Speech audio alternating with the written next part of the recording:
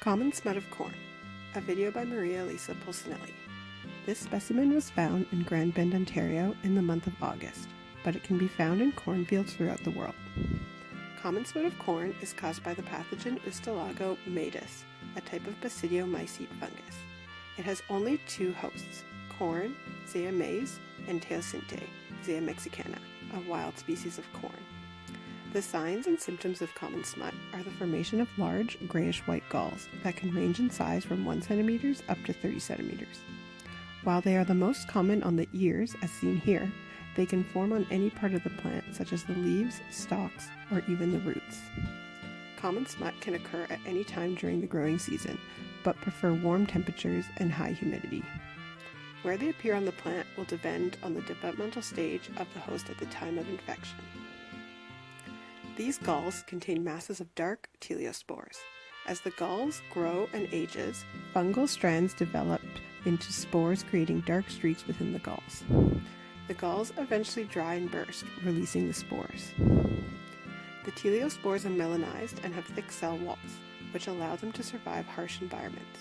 This helps them overwinter in the soil or on host plant debris for many, many years. Wind or rain splash spread the spores. These teleospores produce basidiospores, which mate and germinate to form the hyphae that infect the plant.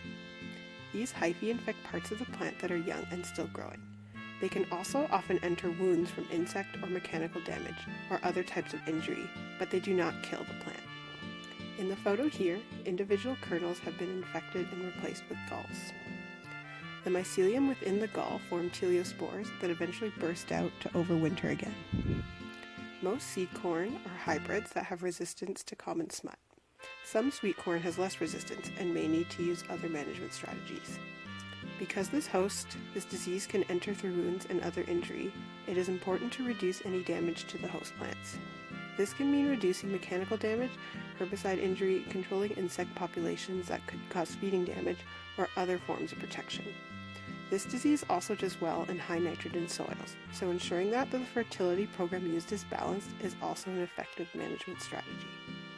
Because the teleospores can overwinter for so many years in the soil, crop rotation is often not an effective management strategy.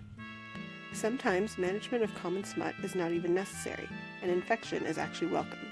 The galls are harvested as a food known as huitlacoche that can be used in many dishes. In places like Mexico, these infected cobs can cost up to 30 times more than the price of a healthy corn cob.